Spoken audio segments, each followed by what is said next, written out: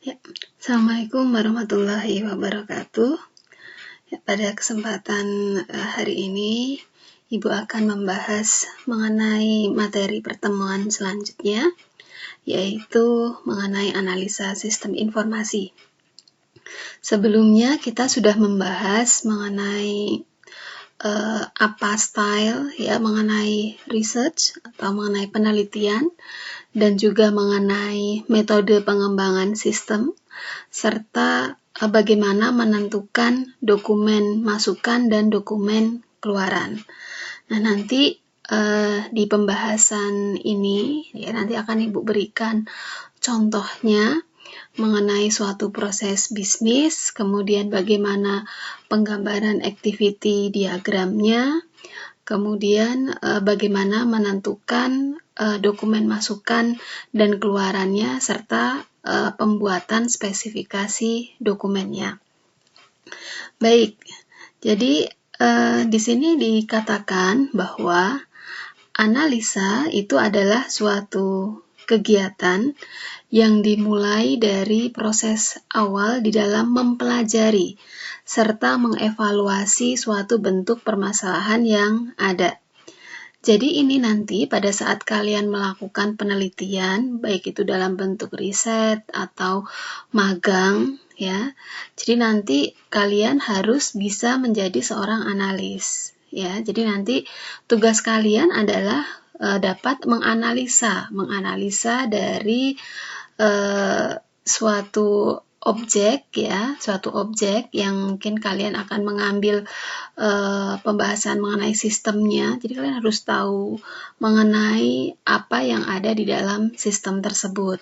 Nah, nanti tugas kalian yaitu bisa mempelajari serta mengevaluasi segala bentuk permasalahan yang ada di dalam sistem tersebut tentunya. Ya, ini adalah melakukan analisa. Nah, tujuan utama dalam melakukan analisa sistem informasi itu apa? Ya, pertama, di sini menemukan kelemahan dari proses bisnis pada sistem yang lama. Untuk nantinya, ya, kita bisa membuatkan sistem yang barunya atau menentukan kebutuhan yang diperlukan dalam pembuatan sistem barunya. Yang kedua adalah menentukan tingkat kelayakan dari kebutuhan sistem baru. Jadi gini, pada saat kalian melakukan analisa terhadap suatu sistem, ya, jadi setelah kalian mengetahui, ya, dan memahami mengenai proses bisnis atau alur kerja dari sistem tersebut, ya, nanti kalian diharapkan bisa menyimpulkan kira-kira permasalahan yang timbul di dalam sistem tersebut itu apa. Dan kalau misalkan sistem yang kalian analisa ini pengolahan datanya itu masih dilakukan secara konvensional atau manual, mungkin di sini akan banyak sekali permasalahan-permasalahan yang akan kalian jumpai. Misalkan dalam pencatatan dokumennya ini masih menggunakan tulisan tangan. Nah, kalau menggunakan tulisan tangan, ini kan kemungkinan kan bisa salah dalam pencatatannya, atau mungkin tulisannya juga mungkin kurang bagus sehingga nanti misalkan dibaca kembali mungkin agak tidak jelas catatan tersebut, itu bisa jadi seperti itu. Nah, itu kan masalah, ya, dan ini harus dicari solusinya. Kemudian contoh lagi permasalahan yang ada, misalkan dalam pembuatan laporannya ini membutuhkan waktu yang lama.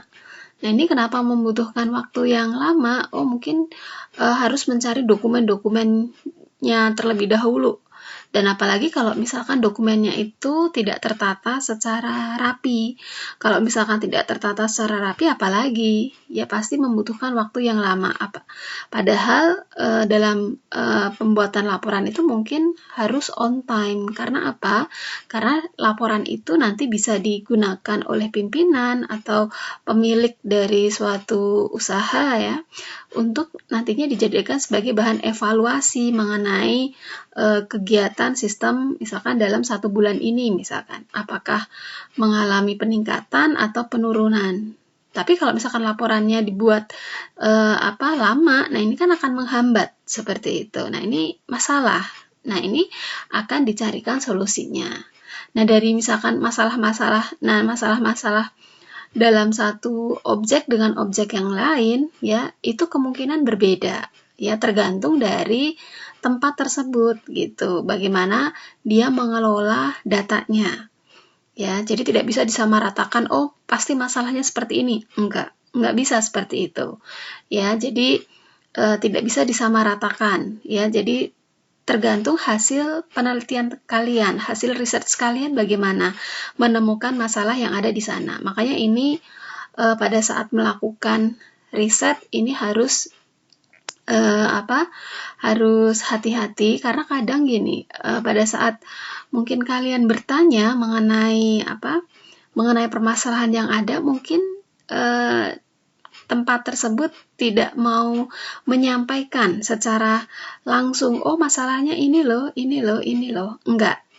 Nah kalau misalkan terjadi hal seperti itu dan padahal kalian butuh data tersebut, ya, maka ini bisa kalian ganti mungkin dengan menggunakan pertanyaan yang lain. Jangan langsung to the point ke misalkan permasalahannya apa ya dalam sistem ini, misalkan seperti itu.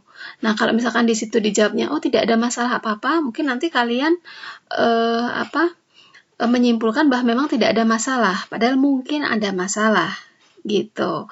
Jadi kalian bisa pancing dengan pertanyaan yang lain. Contohnya seperti ini misalkan. Oh, apakah terjadi kesalahan dalam pencatatan data? Misalkan seperti itu. Apakah misalkan pembuatan laporannya ini selalu tepat waktu? Nah, misalkan seperti itu. Itu kan nanti bisa kalian menyimpulkan dari pertanyaan-pertanyaan yang kalian berikan tersebut. Nah, nanti kalian bisa simpulkan. Kira-kira, oh ini sebenarnya nih masalah nih. Oh ini masalah. Seperti itu. Jadi harus pandai-pandai dalam menggali informasi yang memang kalian perlukan gitu dalam misalkan dalam research tersebut gitu. Ya, itu ya yang paling penting ya. Apalagi ini kalau misalkan membuat suatu sistem yang baru ya. Jadi kalau misalkan sistem yang lama ini banyak masalahnya dan ini nanti akan dibuatkan sistem yang barunya, ini harus benar-benar paham mengenai masalah yang ada di sistem tersebut gitu. Oke, ini ya. Jadi kenapa sih ini melakukan analisa, kemudian tujuan melakukan analisa itu seperti itu. Nah, kemudian mengenai pendekatan dari analisis ini yaitu menggunakan model driven. Ini ada 3, yaitu yang pertama analisa terstruktur, yang kedua adalah rekayasa informasi, dan yang ketiga adalah analisis berorientasi objek.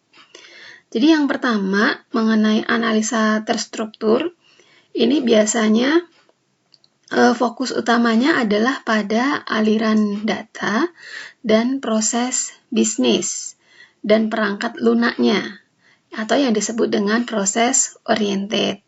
Nah, ini biasanya tools yang digunakan dalam pembuatan analisa terstruktur ini adalah menggunakan data flow diagram atau DFD atau DAD, diagram alir data.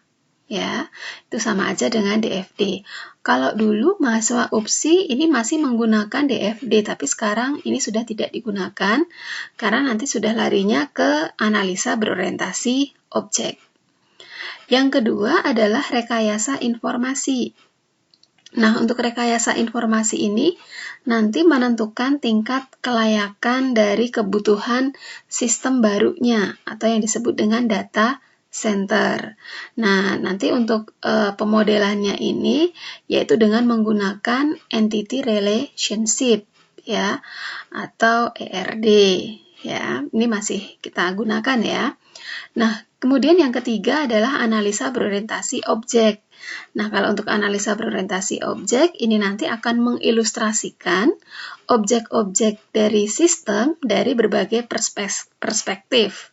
Ya, seperti strukturnya bagaimana, perilakunya bagaimana, dan iterasi atau interaksi antar objek itu bagaimana, yaitu dengan menggunakan diagram UML. Nah, ini diagram UML ini pernah kalian dapatkan di mata kuliah PSBO ya. Dan nanti kita akan ulas sedikit mengenai diagram UML yang kita gunakan di mata kuliah APSI ini gitu. Jadi sekarang kita ini larinya ke sini ke poin 3 ya untuk melakukan analisa. Kemudian mengenai analisa kebutuhan sistem. Jadi dari setelah kita mengetahui mengenai alur kerja dari sistem yang berjalannya itu bagaimana, kemudian permasalahan sistem yang ada itu seperti apa gitu. Setelah kita mengetahui semuanya dan memahami, nah ini baru kita dapat menentukan kebutuhan-kebutuhan yang diperlukan oleh sistem tersebut. Dalam pengembangan sistemnya itu nanti apa saja sih nanti yang diperlukan, supaya nanti sistem yang baru yang akan dibentuk ini itu nanti bisa menjadi solusi dari permasalahan-permasalahan yang ada di sistem yang lama. Seperti itu, ya. Jadi nanti di sini dikatakan bahwa hasil dari analisa kelemahan sistemnya itu dapat digunakan untuk merekomendasikan dari analisa kebutuhan sistem. Dan juga nanti bisa ditentukan fungsionalitas apa saja yang dibutuhkan dalam pembuatan sistem yang baru. Tujuannya apa? Tujuannya adalah yaitu di sini pernyataan tentang apa yang harus dikerjakan oleh sistem dan pernyataan tentang karakteristik yang dimiliki oleh sistem. Tentunya ini berkaitan dengan pengembangan sistemnya atau untuk menentukan kebutuhan sistem yang barunya. Jadi apa sih nanti yang harus dilakukan oleh sistem barunya itu seperti apa? Fungsi-fungsinya itu nanti apa saja yang diperlukan dan karakteristiknya nanti bagaimana? Itu ya, mengenai kebutuhan, analisa kebutuhan sistem.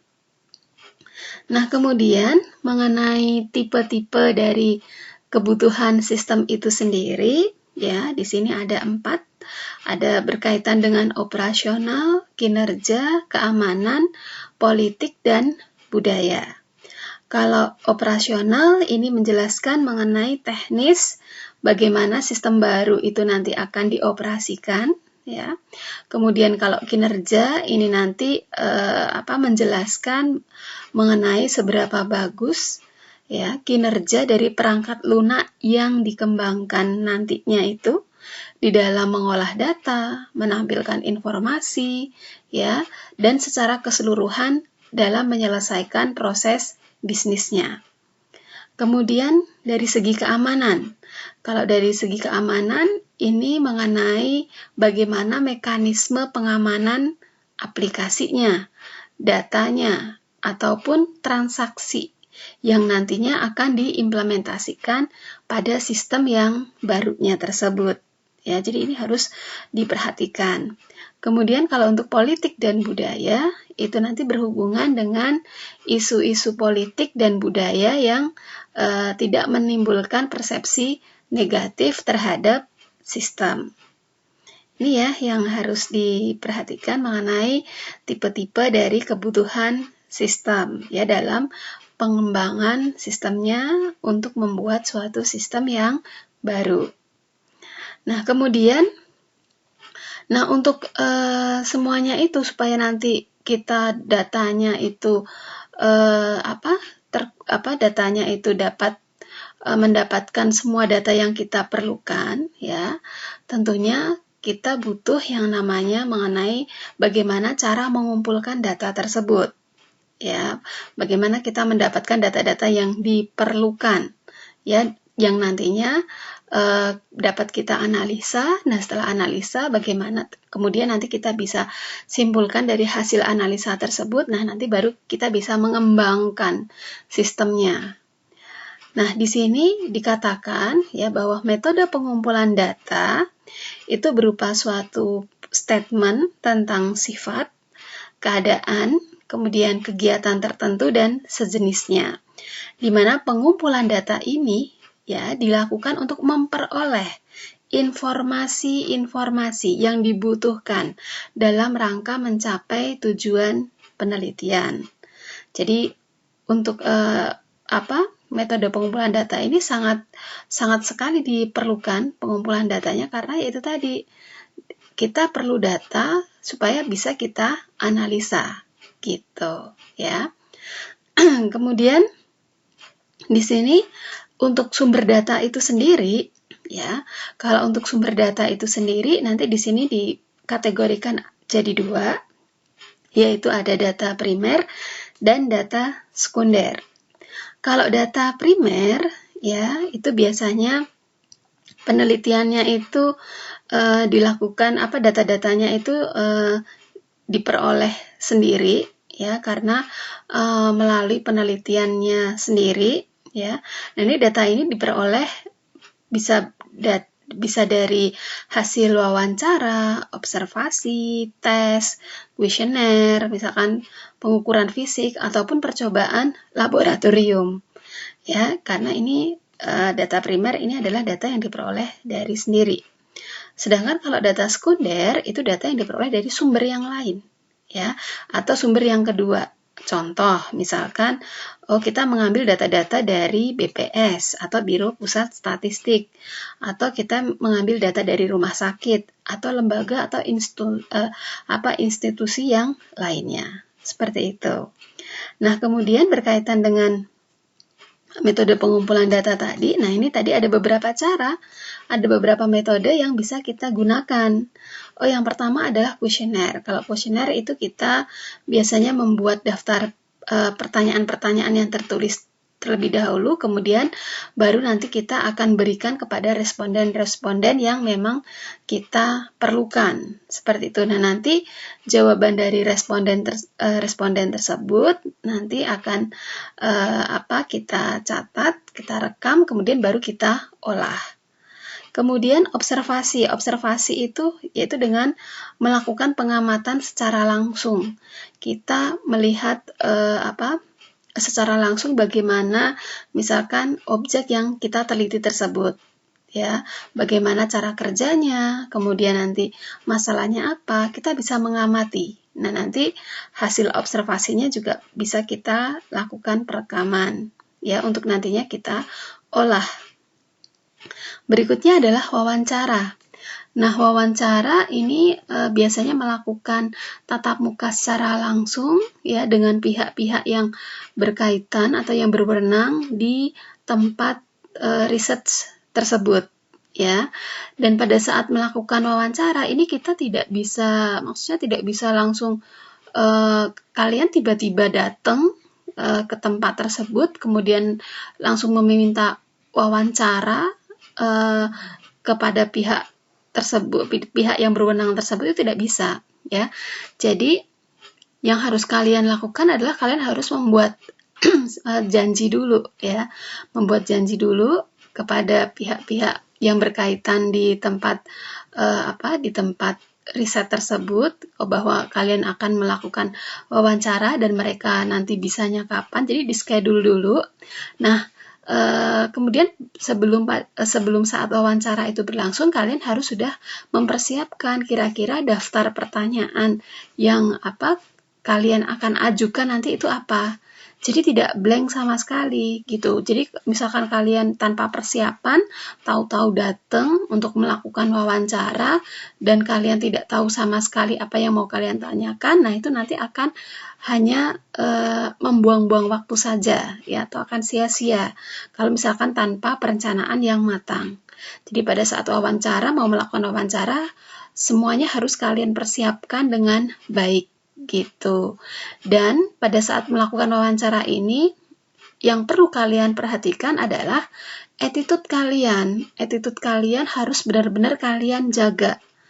Baik sopan santunnya. Karena apa? Di sini adalah misalkan kita yang butuh data gitu. Kalau kita yang butuh data, itu kita harus menjaga attitude-nya, dan juga kalian membawa nama alma mater. Jadi ini harus dijaga benar. Gitu, tidak bisa sikap kalian tidak bagus ya, karena itu pasti akan memberikan dampak yang tidak baik nantinya, image yang tidak baik bagi kalian sendiri. Nanti kalau misalkan kalian masih butuh data lagi dan mau ke sana lagi, mungkin akan dipersulit jatuhnya ya. Jadi ini harus dijaga sekali, dan kalian membawa nama alma mater. Itu yang harus kalian perhatikan ya, karena di sini konteksnya adalah kalian yang butuh data gitu, bukan mereka yang butuh kalian, tapi kalian yang butuh gitu. Kemudian berikutnya adalah dokumen. Nah, untuk dokumen ini bisa dokumen tertulis ataupun melalui elektronik dari tempat yang dijadikan sebagai tempat riset. Ini yang nantinya digunakan untuk mendukung kelengkapan dari data-data yang lain. Itu seperti itu. Oke, jadi dalam mengumpulkan data ini perlu diperhatikan sekali ya, supaya apa? Supaya memang nantinya kalian memperoleh data yang benar-benar kalian perlukan, sehingga nanti bisa kalian analisa dan bisa kalian olah ya. Oke. Nah, kemudian berkaitan dengan perumusan proses bisnis. Jadi nanti misalkan kalian membahas mengenai sebuah sistem ya, sebuah sistem berarti yang kalian analisa adalah mengenai sebuah sistem. Berarti nanti kalian setidaknya harus tahu mengenai proses bisnis atau alur kerja dari sistem tersebut. Ya, di sini dikatakan bahwa proses bisnis atau bisnis proses itu adalah suatu kumpulan pekerjaan yang saling terkait untuk menyelesaikan suatu masalah tertentu. Nah, nanti dalam pembuatan suatu proses bisnis ya, atau dalam pembuatan suatu proses bisnis nanti ada dua cara. Yang pertama, kalian boleh buatkan dalam beberapa subproses. Jadi ada beberapa proses. Nah, nanti beberapa proses itu kalian jelaskan secara detail ya, proses ini seperti apa, proses ini seperti apa. Itu boleh. Atau cara yang kedua adalah kalian dapat membuatkan proses bisnisnya misalkan dalam satu paragraf. Jadi langsung kalian ceritakan mulai dari awal sampai akhir bagaimana cara kerja dari sistem tersebut. Begitu ya.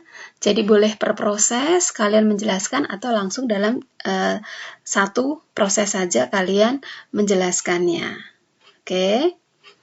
Nah, kemudian di sini karakteristik umum yang harus dianggap yang harus dimiliki dalam suatu proses bisnis, setidaknya memiliki definitif ya, batasan, memiliki urutan.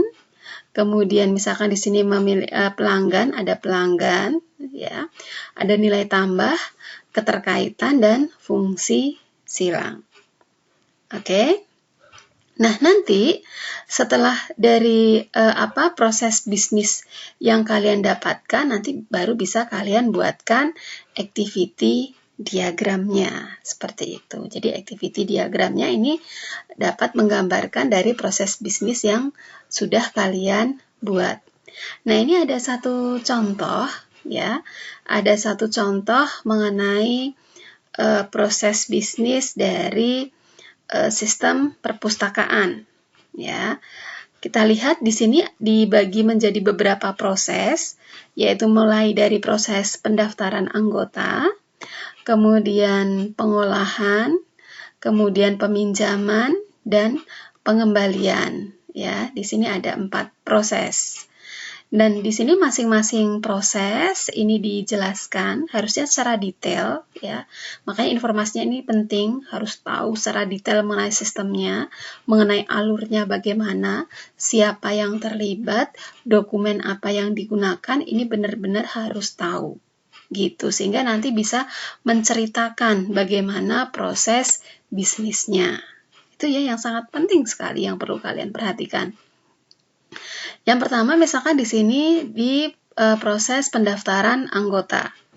Di proses pendaftaran anggota di sini, seorang calon anggota yang belum menjadi anggota perpustakaan dapat mendaftarkan diri dengan mengisi formulir pendaftaran. Nah, setelah mengisi formulir tersebut, maka data calon anggota dapat diinput ke dalam sistem oleh pustakawan. Kemudian pustakawan nanti akan mencetak kartu anggota dan menyerahkan ke anggota perpustakaan. Jadi, di sini pada saat pendaftaran anggota, di sini siapa saja yang terlibat? Yaitu di sini ada calon anggota, kemudian ada pustakawan, dan kemudian ada satu lagi yaitu anggota. Kenapa di sini ada calon anggota dan anggota?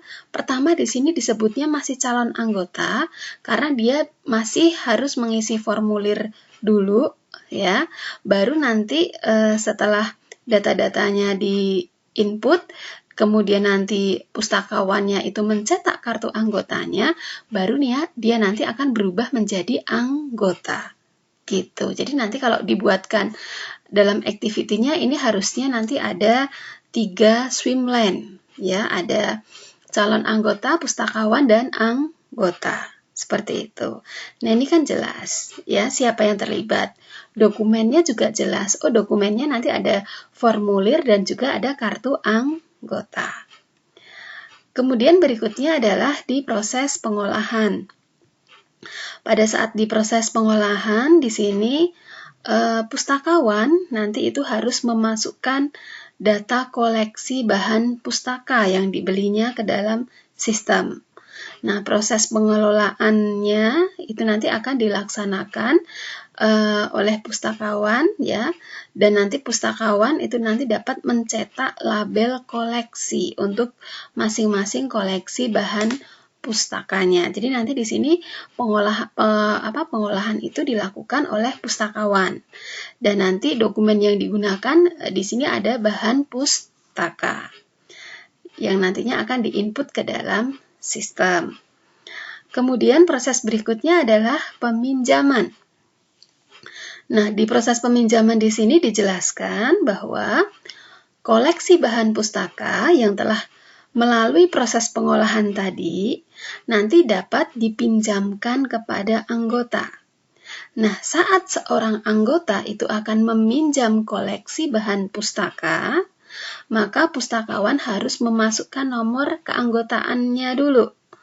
Ya, dari si anggota tentunya. Dan sistem akan menyimpan data peminjaman serta menampilkan form untuk menambahkan data lengkap dari peminjaman tersebut. Nah, kemudian pustakawan nanti akan mengisi nomor dari koleksi bahan pustaka yang akan dipinjam dan tanggal pengembalian.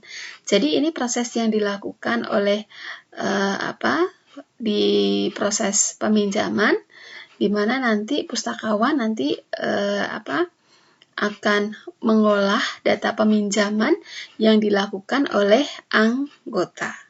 Gitu. Dan kemudian proses pengembaliannya, pustakawan harus mencatat nanti data pengembalian, dan pada saat anggota itu mengembalikan buku pinjamannya, nah buku pinjamannya kalau di sini tadi bahan pustaka, di sini buku, harusnya konsisten ya. Kalau misalkan mau menggunakan kata bahan pustaka, berarti bahan pustaka, kalau menggunakan buku ya buku gitu. Jadi biar sama alurnya. Ya, yang perlu diperhatikan dalam membuat proses bisnis. Dan kemudian pustakawan akan mengisi nomor dari koleksi bahan pustaka tadi yang dikembalikan pada form pengembalian.